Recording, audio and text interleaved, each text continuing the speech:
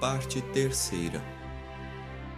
As variações na proporção entre os respectivos valores daqueles tipos de produto que sempre proporcionam renda e daqueles tipos de produto que às vezes geram renda e às vezes não.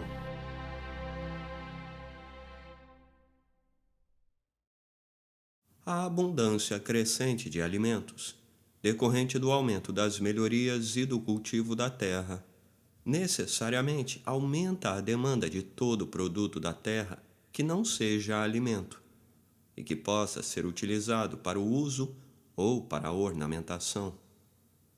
Poder-se-ia, portanto, esperar que, à medida que avança o desenvolvimento, só deveria haver uma variação nos valores comparativos desses dois tipos de produtos.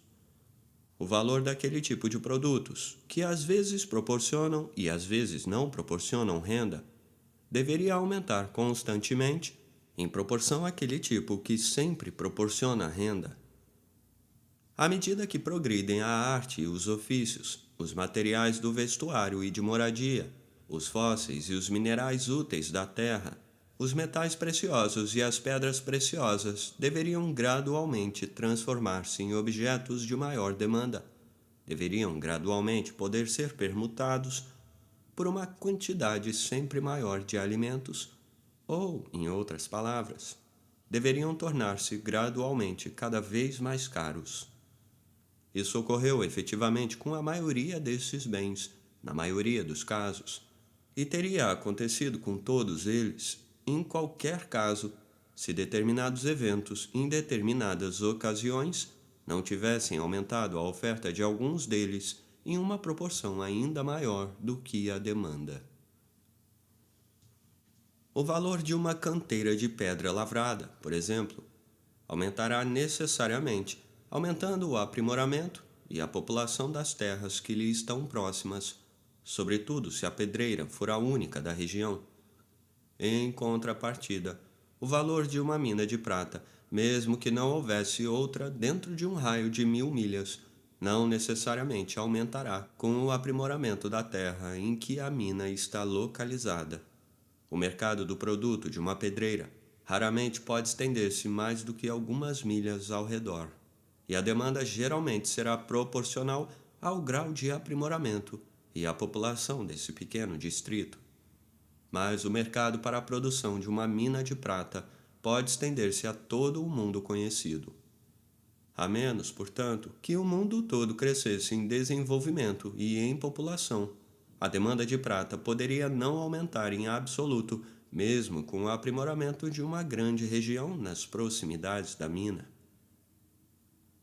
Mesmo que o mundo todo fosse aprimorado, se no decurso de seu aprimoramento se descobrissem novas minas, muito mais ricas do que qualquer outra até então conhecida, embora aumentasse necessariamente a demanda de prata, não obstante isso, a oferta poderia aumentar em uma proporção tanto maior, de tal modo que o preço real desse metal poderia baixar gradualmente. Em outros termos, qualquer quantidade de prata, uma libra-peso, por exemplo, poderia gradualmente comprar ou controlar uma quantidade cada vez menor de trabalho, ou ser permutada por uma quantidade cada vez menor de trigo, artigo principal para a sobrevivência do trabalhador. O grande mercado da prata é a parte comercial e civilizada do mundo. Se, em razão do progresso geral dos aprimoramentos, aumentasse a demanda desse mercado, ao passo que a oferta não aumentasse na mesma proporção, o valor da prata aumentaria gradualmente em proporção ao do trigo. Qualquer quantidade de prata poderia ser trocado por uma quantidade cada vez maior de trigo ou, em outras palavras, o preço médio do trigo em dinheiro se tornaria progressivamente cada vez mais baixo. Se, pelo contrário, por alguma eventualidade, a oferta aumentasse por vários anos seguidos em proporção maior que a demanda, o metal tornar-se-ia cada vez mais barato. Ou, em outras palavras, o preço médio do trigo em dinheiro continuaria cada vez mais alto, a despeito de todos os aprimoramentos.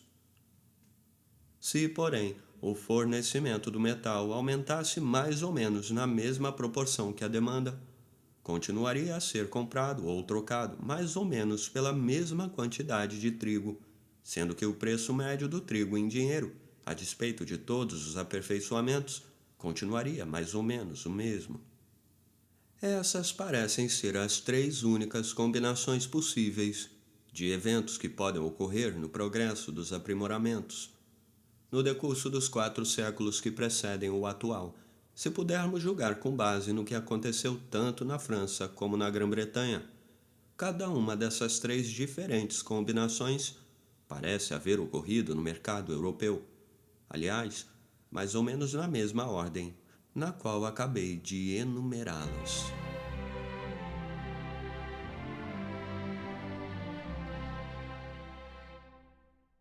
Digressão sobre as variações de valor da prata no decurso dos 4 últimos séculos. Primeiro período. Em 1350, e durante algum tempo antes, o preço médio do quarter de trigo na Inglaterra não parece ter sido cotado a menos de 4 onças de prata, peso Tower, equivalentes a aproximadamente 20 shillings em nosso dinheiro atual. Dali parece ter caído gradativamente para 2 onças de prata, equivalentes a aproximadamente 10 shillings em nosso dinheiro atual. Essa é a cotação de preço que encontramos no início do século XVI e que parece ter permanecido até por volta de 1570. Em 1350, 25º ano do reinado de Eduardo III, foi sancionado o chamado Estatuto dos Trabalhadores.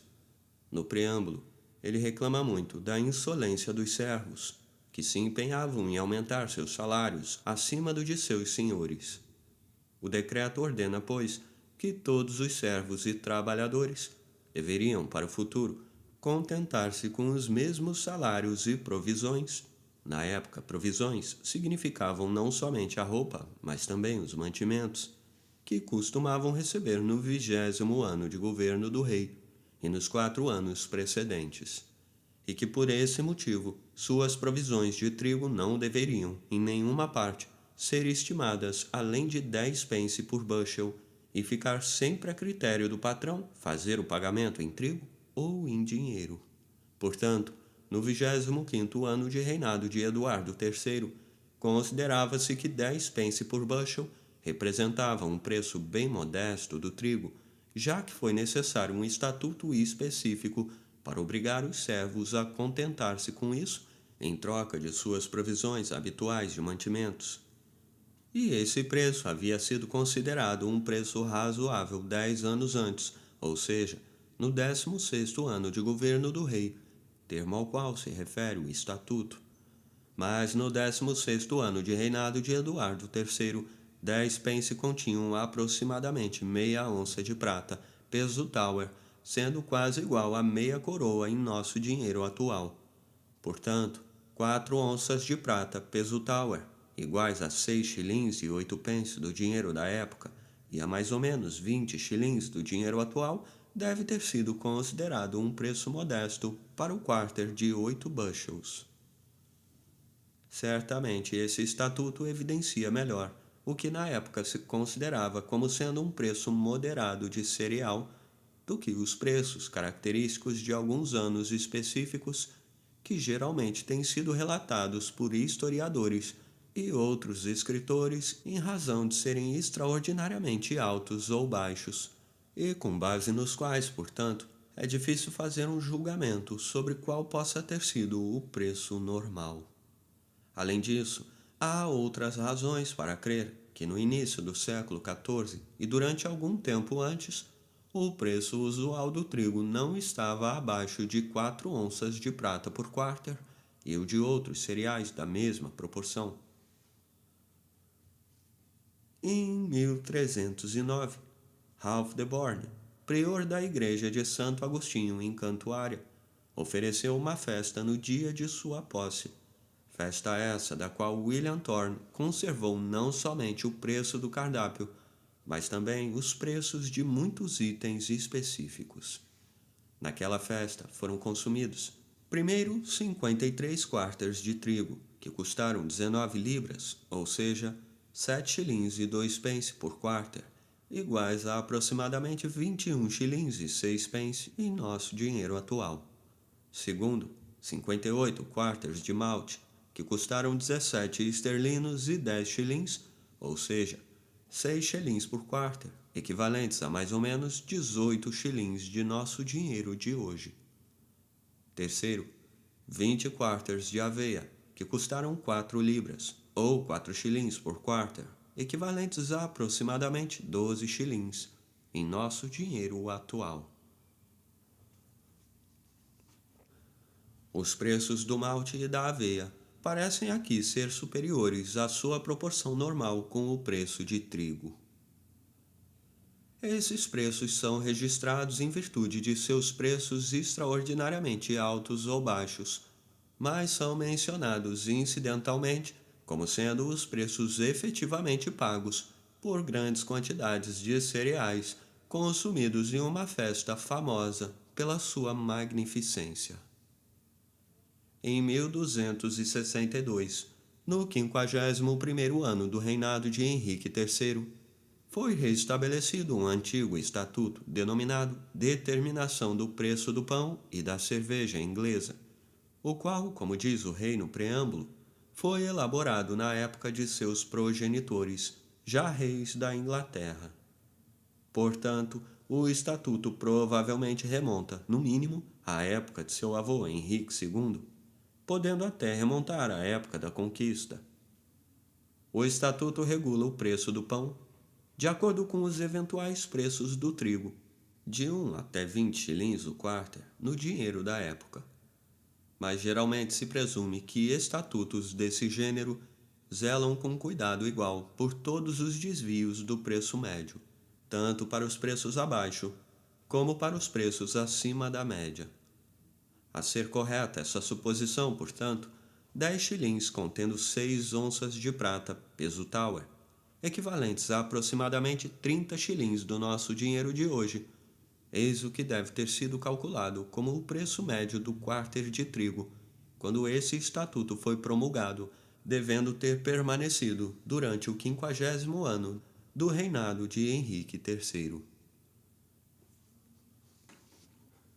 Não podemos, portanto, estar muito enganados ao supor que o preço médio não era menor do que 1/3 do preço mais alto, pelo qual o estatuto regula o preço do pão, ou do que 6 shillings e 8 pence do dinheiro daquela época, contendo 4 onças de prata, peso Tower. Partindo desses diversos fatos, portanto, parece haver alguma razão para concluir que, pelos meados do século XIV, e durante muito tempo antes, não se supunha que o preço médio ou comum do quarter de trigo fosse inferior a 4 onças de prata, peso Tower. Dos meados do século XIV até o início do século XVI, ao que parece, o que se considerava o preço razoável e moderado, ou seja, o preço médio comum do trigo, baixou gradativamente para aproximadamente a metade do preço acima, chegando ao final a cair a cerca de 2 onças de prata peso Tower, equivalentes a mais ou menos 10 shillings do nosso dinheiro atual, continuando esse preço até cerca de 1570. No livro familiar de Henrique, o quinto conde de Northumberland, datado de 1512, deparamos com 2 estimativas diferentes do trigo. Em uma delas, ele é computado a 6 shillings e 8 pence o quarter. Na outra, apenas 5 shillings e 8 pence. Em 1512, 6 shillings e 8 pence continham somente 2 onças de prata, peso Tower, sendo iguais a aproximadamente 10 shillings do nosso dinheiro de hoje. Desde o 25º ano de Eduardo III até o início do reinado de Isabel, durante o espaço de mais de 200 anos, 6 shillings e 8 pence, segundo se infere de vários estatutos, continuava a ser o preço moderado e razoável, isto é, preço médio ou comum do trigo. Todavia, a quantidade de prata contida nessa soma nominal diminuíra continuamente durante o curso desse período, em consequência de algumas alterações introduzidas na moeda.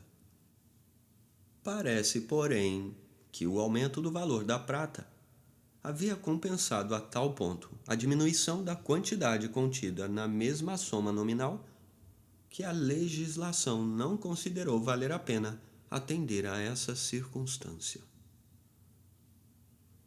Assim, em 1436, foi decretado que o trigo podia ser exportado sem autorização específica quando o preço baixasse a 6 shillings e 8 pence. E em 1463, resolveu-se que não se importasse qualquer espécie de trigo se o preço não fosse superior a 6 shillings e 8 pence o quarter. Os legisladores imaginavam que quando o preço estivesse tão baixo, não haveria inconveniente em exportar, e quando ele subisse, seria prudente permitir a importação.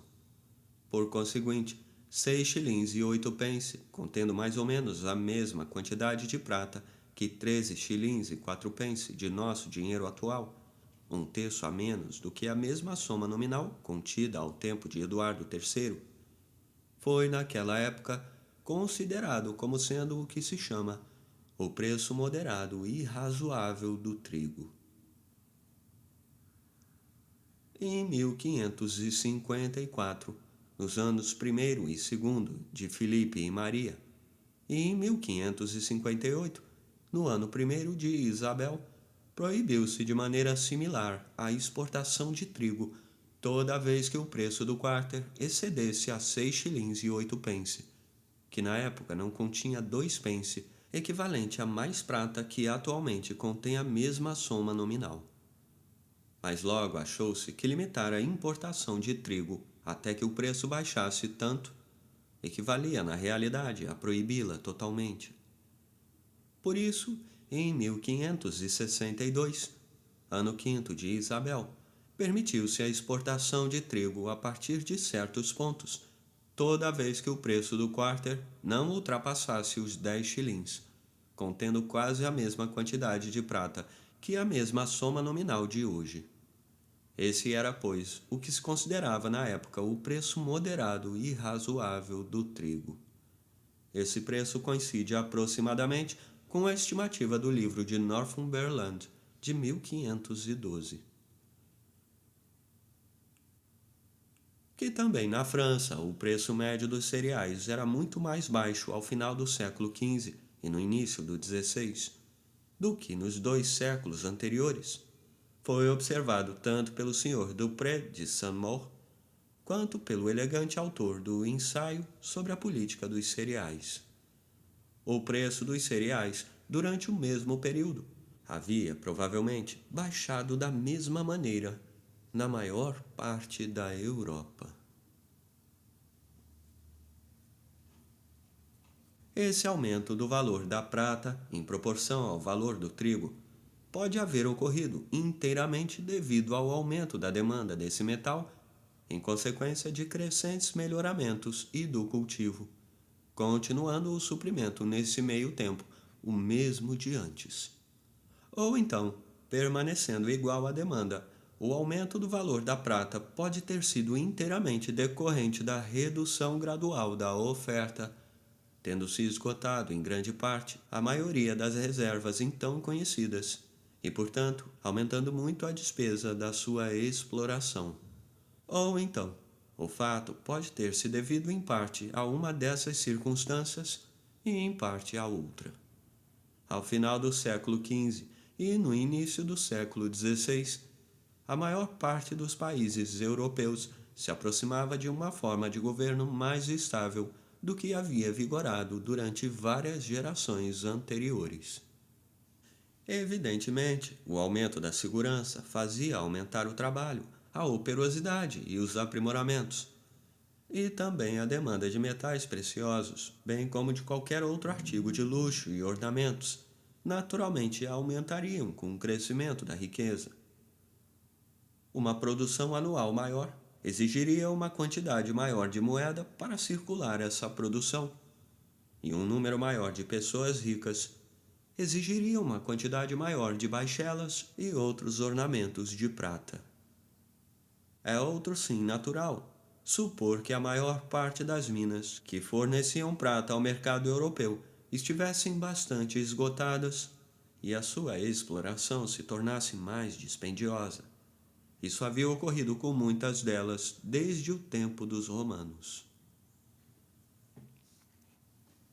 No entanto, a opinião comum da maior parte dos autores que escreveram sobre os preços das mercadorias nos tempos antigos é que desde a conquista, talvez até desde a invasão de Júlio César, até a descoberta das minas da América, o valor da prata diminuiu continuamente. Os autores parecem ter chegado a essa opinião, em parte, pelas observações que puderam fazer quanto aos preços do trigo e de alguns outros produtos da terra, e, em parte, fundados no conceito popular de que, da mesma forma como a quantidade de prata naturalmente aumenta em cada país com o aumento da riqueza, da mesma forma seu valor diminui quando sua quantidade aumenta. Nas observações feitas por esses autores sobre os preços do trigo, 3 circunstâncias parecem havê-los com frequência conduzido a conclusões errôneas. Primeiramente, nos tempos antigos, quase todas as rendas da terra eram pagas em espécie, isto é, em certa quantidade de trigo, gado, aves domésticas e etc. Todavia, às vezes o dono da terra estipulava que o arrendatário pudesse optar entre o pagamento anual em espécie ou o pagamento de uma certa soma de dinheiro. O preço pelo qual o pagamento em espécie era trocado por uma certa soma em dinheiro denomina-se preço de conversão na Escócia. Já que cabe sempre ao proprietário da terra optar entre o pagamento em espécie ou em dinheiro, é necessário para a segurança do arrendatário que o preço de conversão esteja antes abaixo do que acima do preço médio de mercado. Por isso, em muitos lugares não está muito acima da metade desse preço. Na maior parte da Escócia, esse costume ainda continua vigorando em relação às aves domésticas, e em algumas localidades também em relação ao gado. Poderia provavelmente ter continuado a ocorrer isso também em relação ao trigo se a instituição dos arrendamentos públicos permanentes não tivesse posto fim a isso. Trata-se, no caso, de avaliações anuais feitas de acordo com o julgamento de uma comissão do preço médio de todos os tipos de cereais e de cada qualidade dos mesmos, conforme o preço efetivo de mercado vigente em cada condado. Essa instituição tornou suficientemente seguro para o arrendatário e muito mais conveniente para o proprietário da terra converter, como se diz, a renda do trigo, mas segundo o preço eventual dos arrendatários permanentes de cada ano, do que segundo um determinado preço fixo. Mas os autores que pesquisaram os preços do trigo nos tempos antigos parecem muitas vezes ter confundido o que se chama na Escócia de preço de conversão com o preço efetivo de mercado. Em uma ocasião, Fleetwood reconhece haver cometido esse erro. Já que, porém, escreveu seu livro em função de um determinado objetivo, não considera indicado reconhecer esse equívoco, senão depois de transcrever esse preço de conversão 15 vezes. O preço é 8 shillings o quarter de trigo.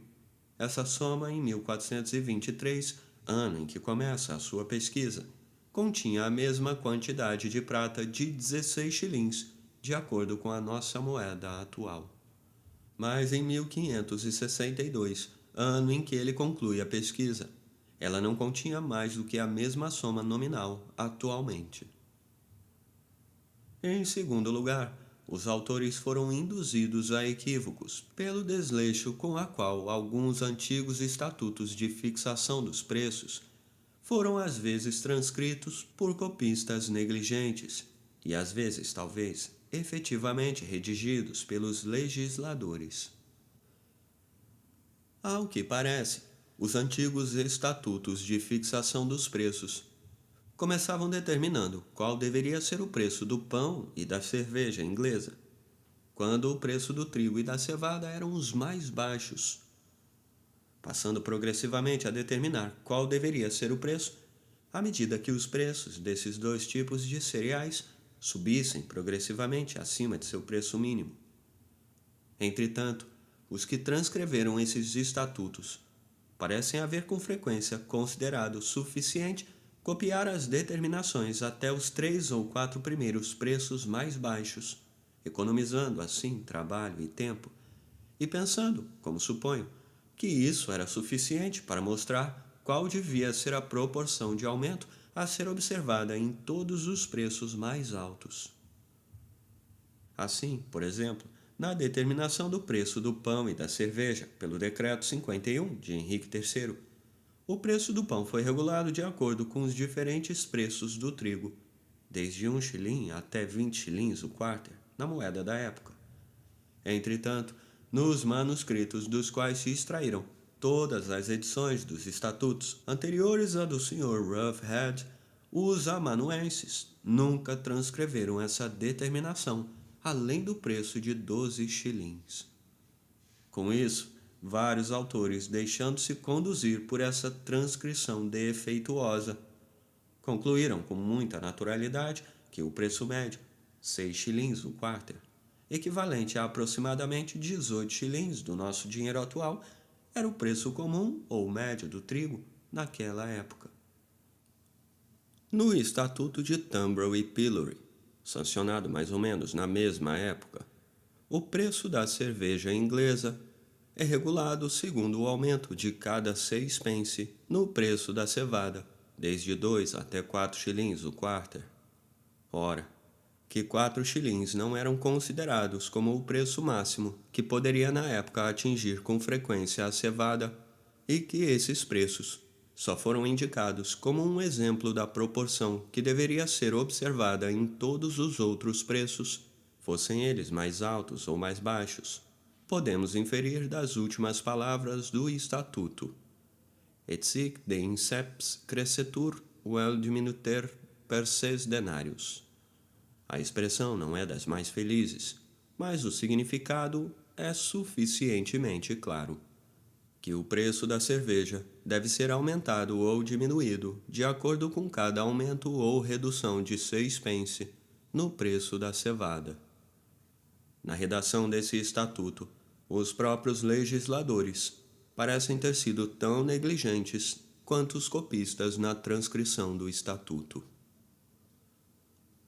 Em um manuscrito antigo do Regiam Majestatem, antigo tratado de leis da Escócia, existe um estatuto de padrões, no qual o preço do pão é regulado de acordo com todos os diversos preços do trigo, desde 10 pence até 3 shillings o bowl escocês, igual a mais ou menos meio quarter inglês. 3 shillings escoceses, ao tempo em que se supõe ter sido emitida essa determinação, equivaliam a aproximadamente 9 shillings esterlinos ingleses atuais. Disso, o Sr. Rudman parece concluir que 3 shillings era o preço máximo jamais atingido pelo trigo naquele tempo, e que os preços comuns eram 10 pence, 1 shilling, ou geralmente, no máximo 2 shillings. A consulta do manuscrito, porém, evidencia que todos os preços são indicados apenas a título de exemplo da proporção que deve ser observada entre os preços respectivos do trigo e do pão. As últimas palavras do estatuto são: reliqua judicabis secundum praescripta habendo respectum ad pretium bladi. Os demais casos sejam julgados à luz do acima prescrito, levando em conta o preço do trigo. Em terceiro lugar, os autores parecem ter sido induzidos a erro pelo preço muito baixo pelo qual o trigo às vezes era vendido em tempos muito antigos. e ter imaginado que, sendo o seu preço mínimo muito mais baixo do que em épocas anteriores, seu preço comum deve igualmente ter sido muito mais baixo. Todavia, poderiam ter verificado que naqueles tempos antigos, que seu preço máximo atingia valores tanto mais acima, como o preço mínimo atingia valores abaixo do que jamais viria a se conhecer em épocas posteriores. Assim, em 1270, Fleetwood nos indica dois preços do quarter de trigo. Um é 4 libras e 16 shillings em dinheiro da época, equivalente a 14 libras e 8 shillings do dinheiro atual. O outro é 6 libras esterlinas e 8 shillings, equivalendo a 19 libras e 4 shillings em dinheiro atual. No final do século XV ou no início do século XVI, não conseguimos encontrar preço algum que se aproxime desses preços exorbitantes. O preço do trigo, ainda que sujeito a variações em todos os tempos, varia mais naquelas sociedades turbulentas e desorganizadas, nas quais a interrupção de todo o comércio e comunicação impede a fartura de uma parte do país de aliviar a escassez de outra. Na situação desordenada da Inglaterra sob os plantagenetas, que a governaram mais ou menos desde meados do século XII até mais ou menos o fim do século XV, um distrito podia ter fartura, enquanto o outro, não muito distante do primeiro, por ter sido sua safra destruída pelas intempéries ou incursão de algum barão vizinho, podia estar sofrendo todos os horrores da fome. Nessa situação, se entre os dois distritos estivessem localizadas as terras de algum senhor hostil, um deles poderia não estar em condições de dar a menor assistência ao outro. Sob a vigorosa administração dos Tudor, que governaram a Inglaterra durante a última parte do século XV e por todo o século XVI, nenhum barão tinha poder suficiente para ousar perturbar a segurança pública. No final do presente capítulo, o leitor encontrará todos os preços do trigo pesquisados por Fleetwood de 1202 até 1597, incluindo os 2 anos extremos, sendo esses preços convertidos ao valor do dinheiro atual e ordenados em ordem cronológica, distribuídos em 7 divisões de 12 anos cada. Ao final de cada divisão, encontrará o preço médio dos 12 anos de que ela consiste. Nesse longo período de tempo, Fleetwood conseguiu coligir os preços de não mais do que 80 anos, de sorte que faltam 4 anos para perfazer os últimos 12 anos. Eis porque acrescentei os preços de 1598, 99, 1600 e 1601, baseado nos relatos do Eton College. É o único acréscimo feito por mim. O leitor observará que desde o início do século XIII até depois dos meados do século XVI, o preço médio de cada 12 anos se torna gradativamente mais baixo e que pelo final do século XVI o preço começa a subir novamente. Com efeito, os preços que Fleetwood conseguiu pesquisar parecem ter sido sobretudo aqueles notáveis por serem extraordinariamente altos ou baixos, e não pretendo afirmar que deles se possa tirar alguma conclusão muito segura. Na medida, porém, em que provam alguma coisa, confirmaram aquilo que venho tentando expor. O próprio Fleetwood, porém, como a maioria dos demais autores, parece haver acreditado que durante todo esse período, o valor da prata, devido à sua abundância crescente, diminuía constantemente. Os preços do trigo, pesquisados por ele próprio, certamente não abonam essa opinião. Concordam perfeitamente com aquela opinião do Sr. Dupré de Saint-Maur e com a que venho procurando explanar. O bispo Fleetwood e o Sr. Dupré de Saint-Maur são os dois autores que parecem haver coligido, com maior diligência e fidelidade, os preços das mercadorias em tempos antigos. Não deixa de ser curioso que, embora suas opiniões difiram tanto, os fatos por eles apontados, ao menos no que tange ao preço do trigo, coincidam com tanta precisão. Todavia, não é tanto do baixo preço do trigo do que de algumas outras partes da rústica produção da terra, que os mais judiciosos escritores inferiram o grande valor da prata naqueles velhos tempos. Tem-se afirmado que, sendo o trigo um tipo de produto manufaturado, era naquelas épocas rudes muito mais caro em relação à maior parte de outras mercadorias.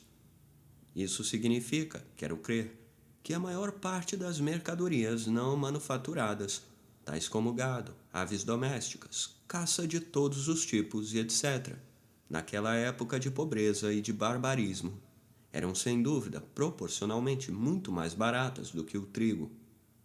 Mas esse baixo preço não era consequência do alto valor da prata, porém do baixo valor daquelas mercadorias.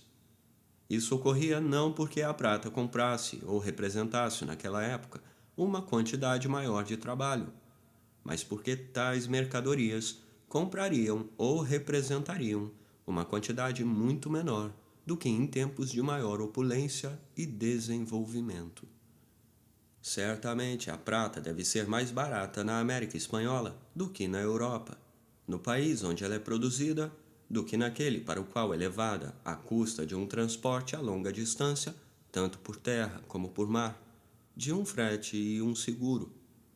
Todavia, como nos refere o Loa, não faz muitos anos que em Buenos Aires o preço de um boi escolhido em um rebanho de 300 ou 400 cabeças era de 21,5 pence esterlinos. E o Sr. Byron nos conta que na capital do Chile o preço de um bom cavalo era 16 shillings esterlinos. Em um país naturalmente fértil, mas no qual a maior parte da terra ainda é completamente não cultivada, o gado, as aves domésticas, a caça de todos os tipos e etc., pelo fato de poderem ser adquiridos com muito pouco trabalho, serão comprados ou encomendados em pequeníssima quantidade. O baixo preço em dinheiro pelo qual podem ser vendidos não constitui prova de que o valor real da prata seja ali muito alto, mas sim de que o valor real daquelas mercadorias é muito baixo. O trabalho, não se deve esquecer, e não qualquer mercadoria ou conjunto de mercadorias em especial, constitui a medida real do valor, tanto da prata como de todas as outras mercadorias. Mas em países quase desérticos, com pequena densidade demográfica, o gado, as aves domésticas, a caça de todos os tipos e etc., por serem produções espontâneas da natureza, muitas vezes são em muito maior número do que o exigido por seus habitantes. Em tal estado de coisas, é comum a oferta superar a procura.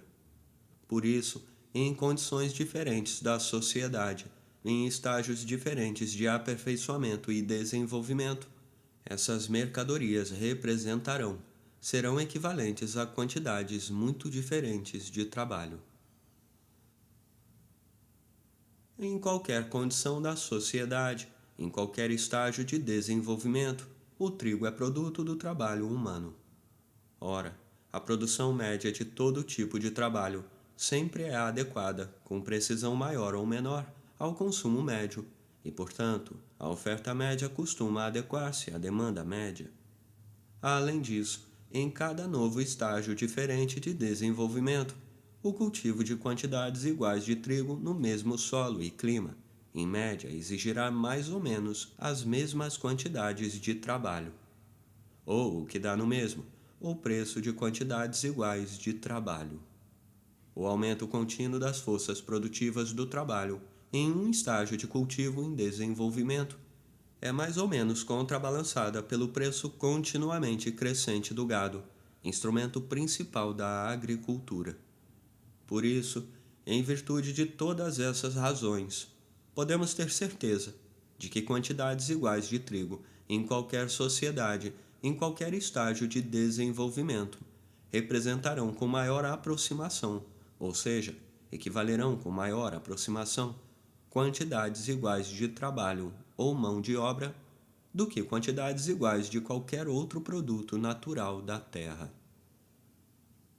Por isso, como já observei, o trigo constitui, Em todos os estágios de riqueza e de desenvolvimento, uma medida muito mais precisa de valor do que qualquer outra mercadoria ou conjunto de mercadorias. Eis porque, em todos esses diversos estágios, o melhor critério para avaliar o valor da prata é compará-lo ao valor do trigo, melhor do que comparando-o com o de qualquer outra mercadoria ou conjunto de mercadorias. O trigo, portanto, ou qualquer outro que seja o alimento vegetal comum e favorito da população, constitui em todo o país civilizado a parte principal da subsistência do trabalhador. Em consequência da extensão da agricultura, a terra de cada país produz uma quantidade muito maior de alimentos vegetais do que de alimento derivado de animais, sendo que o trabalhador em toda parte vive sobretudo do alimento saudável, que é mais barato e mais abundante. A carne de açougue, se excetuarmos os países mais prósperos, ou aqueles em que o trabalho recebe uma remuneração particularmente alta, perfaz apenas uma parte insignificante da subsistência do trabalhador, sendo que as aves domésticas representam uma parcela ainda menor, e a caça não representa parcela alguma. Na França, e mesmo na Escócia, onde a mão de obra é um pouco mais bem remunerada do que na França, os pobres que trabalham raramente comem carne de açougue, a não ser em dias santos e em outras ocasiões extraordinárias. O preço da mão de obra em dinheiro, portanto, depende muito mais do preço médio em dinheiro do trigo, a subsistência do trabalhador, do que do preço médio da carne de açougue ou de qualquer outro produto natural da terra. Por conseguinte, o valor real do ouro e da prata, ou seja, a quantidade real de trabalho que poderão comprar ou comandar, depende muito mais da quantidade de trigo que conseguem comprar ou comandar, do que da quantidade de carne de açougue ou de qualquer outro produto natural da terra. Entretanto, essas ligeiras observações sobre os preços do trigo ou de outras mercadorias não teriam provavelmente confundido tantos autores inteligentes se não tivessem sido influenciados ao mesmo tempo pela concepção popular segundo a qual, enquanto a quantidade de prata aumenta naturalmente em todo o país, à medida em que aumenta a riqueza do país, da mesma forma, o seu valor diminui na medida em que sua quantidade aumenta. Ora, essa noção parece totalmente destituída de fundamento.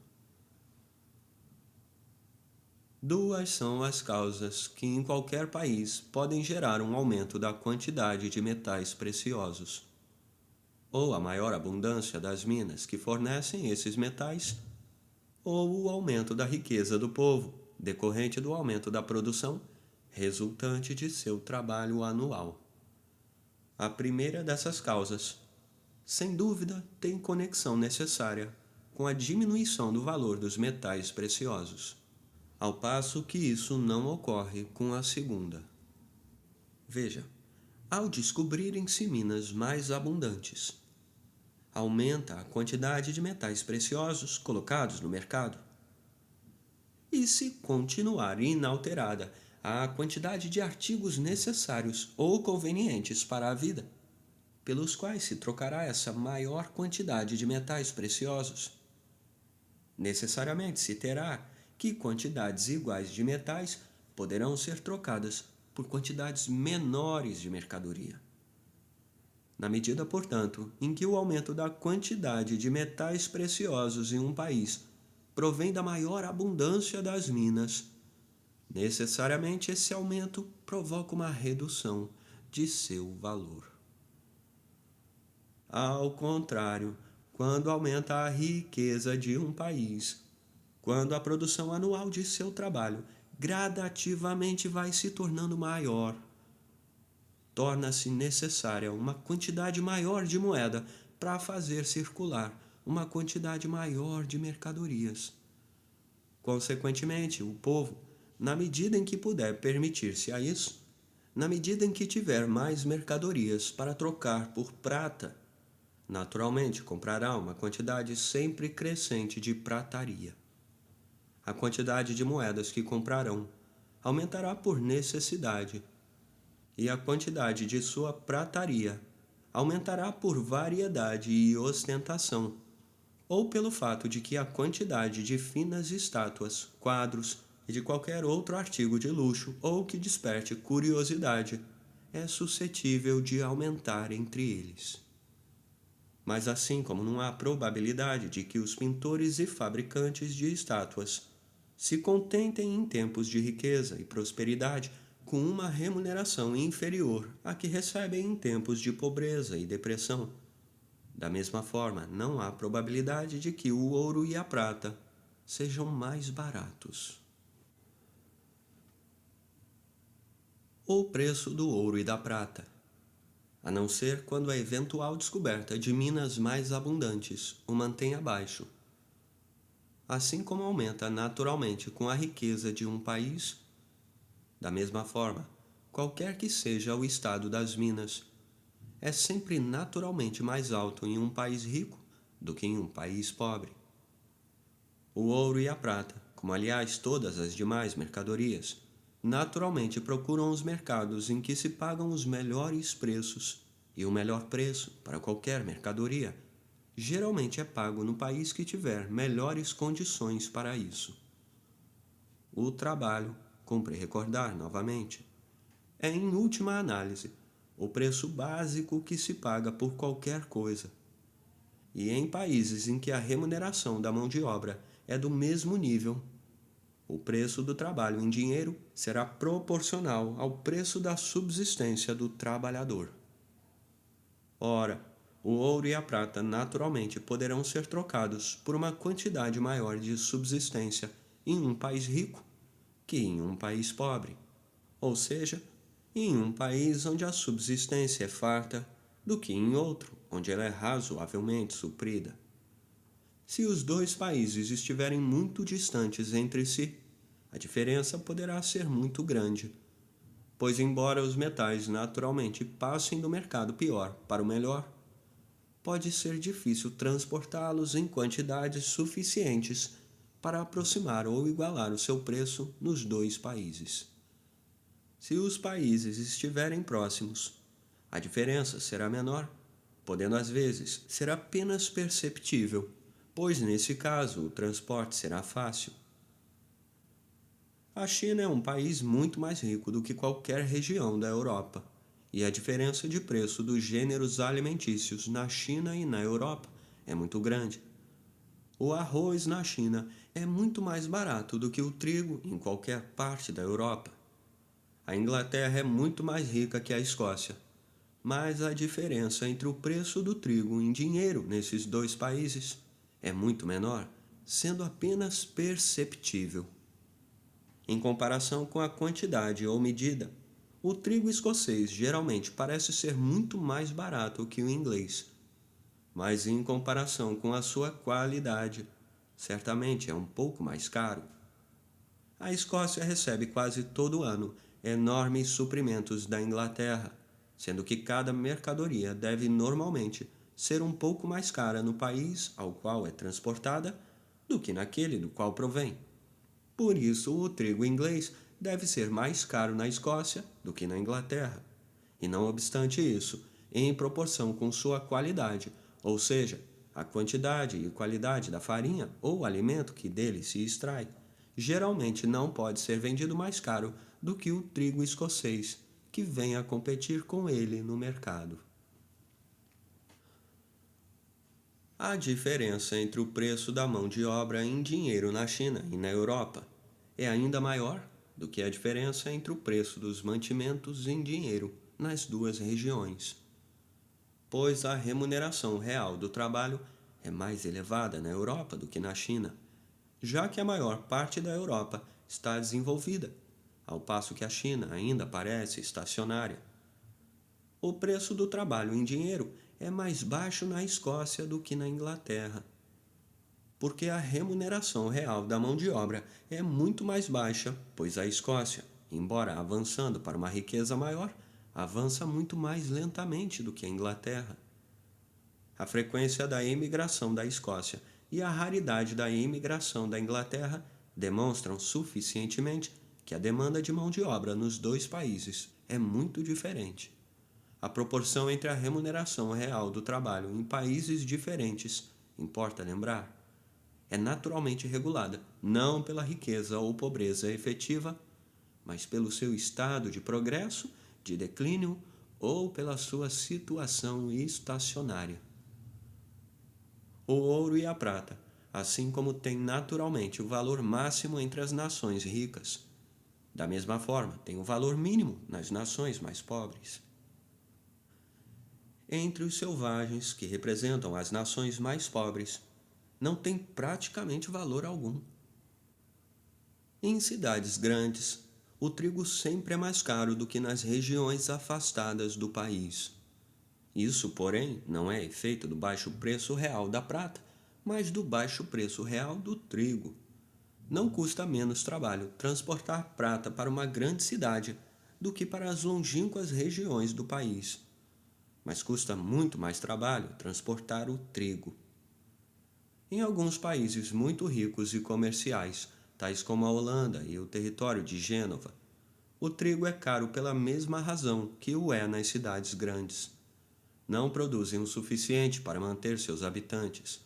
São países ricos no trabalho e na habilidade de seus artífices e manufatores em todo tipo de máquina capazes de facilitar e abreviar o trabalho. São ricos também em navegação e em todos os outros instrumentos e meios de transporte e comércio.